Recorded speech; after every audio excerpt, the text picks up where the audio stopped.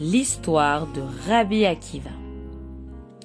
Il y a longtemps, en Israël, à l'époque du deuxième Beth Amikdash et de sa destruction par les Romains, vivait un berger qui s'appelait Akiva. Akiva était un très bon berger. Il s'occupait de chacun de ses moutons avec amour. Jamais il ne volait et toujours, il avait un très bon cœur. Il était tsniout et gentil avec tout le monde. Mais le pauvre berger Akiva n'avait jamais pu aller à l'école et n'avait donc jamais appris à lire, à écrire le Aleph Bet et il ne connaissait rien en Torah.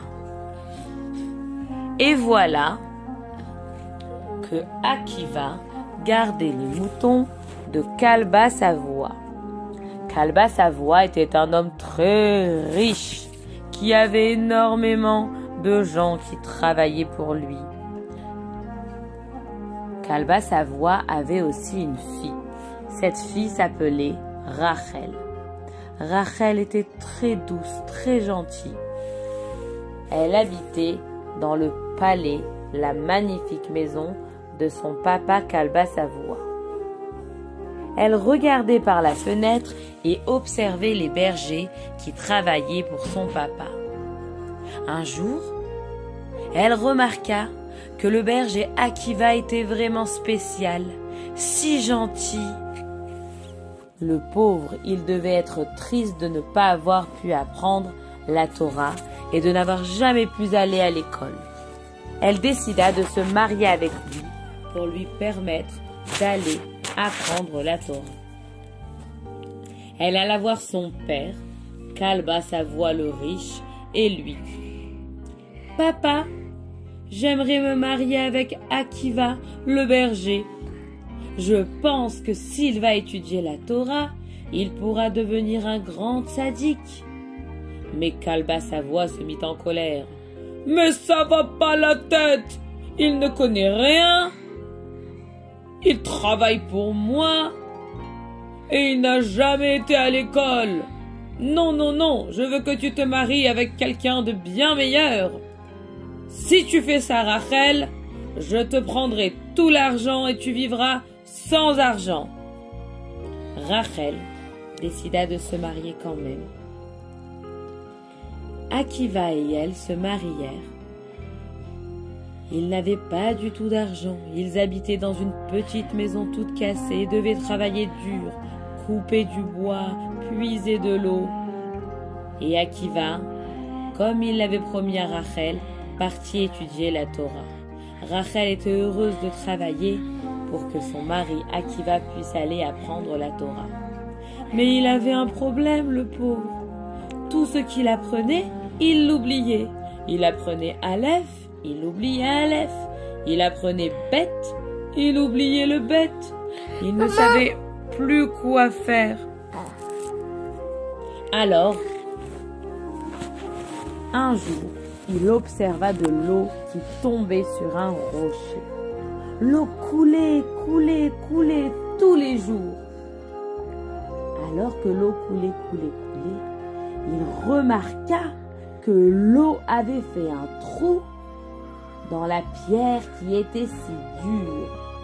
Il se dit « Oh, mais ma tête, c'est comme cette pierre qui est dure. J'apprends et ça ne veut pas rentrer. Mais je vois que je dois continuer, persévérer. Si j'apprends tous les jours, la Torah va rentrer, c'est sûr. De la même façon que l'eau qui coule tous les jours, elle est rentrée dans la pierre. » Et il avait raison. Alors, il ne faisait plus attention à ce que les autres disaient. Même s'il se moquait, il retourna à l'école avec ses enfants. C'était rigolo de voir un papa dans la classe de ses enfants. Mais Akiva continuait et il a réussi. Tellement il a appris la Torah, il ne s'est pas découragé, qu'il a très bien connu. Et alors, il a pu aller autre part loin de sa maison pour aller voir d'autres grands rabbis et apprendre des nouvelles choses de Torah avec eux. Sa femme Rachel était d'accord. Elle s'occupait des enfants. Elle s'occupait de leur donner à manger pendant que son mari était loin et apprenait la Torah. Il resta pendant 24 années loin de sa femme Rachel et de ses enfants pour apprendre la Torah. Il devint un très très grand rabbi. C'est lui maintenant qui enseignait plein de nouvelles choses de la Torah à tous ses élèves. Pour ces 24 années, il eut 24 000 élèves qui venaient écouter la Torah. Et quand il revint à la maison au bout de 24 ans, il était si heureux de revoir sa femme Rachel. Il lui dit, « Rachel, tu es ma couronne. C'est grâce à toi que j'ai appris toute cette Torah, que je suis devenu un grand rabbi et que j'ai 24 000 élèves. » Rachel était tellement heureuse pour son mari. Elle était devenue la reine de son mari. Malheureusement, malgré que Rabbi Akiva avait appris à ses élèves « Ve'ahavta lireacha kamocha » tu aimeras ton prochain comme toi-même. Certains élèves commencèrent à se disputer. Ils voulaient tellement que les autres comprennent la Torah bien qu'ils pensaient qu'ils avaient raison, seulement eux. Écoute ce que je te dis, c'est moi qui ai raison, tu dois comprendre la Torah comme moi. Mais ils n'avaient pas raison, parce qu'en fait, il y a plusieurs explications à la Torah, et ils pouvaient avoir tous les deux raison. Et c'est comme ça qu'ils se disputaient.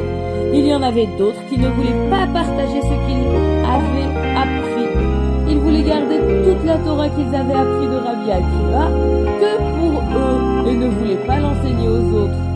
Ça, ce n'était pas vraiment Ahavat Israël. Et malheureusement, une épidémie arriva, une grande maladie, et beaucoup d'élèves de Rabbi Akiva remontèrent chez Hachem.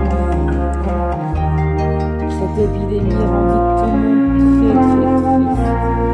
Et cette épidémie est arrivée pendant le Homer, entre Pessah et Shavuot. Et c'est pour ça que nous aussi nous sommes tristes pendant cette période. Nous sommes tristes en pensant à tous ces élèves qui n'ont pas fait Ahavat Israël.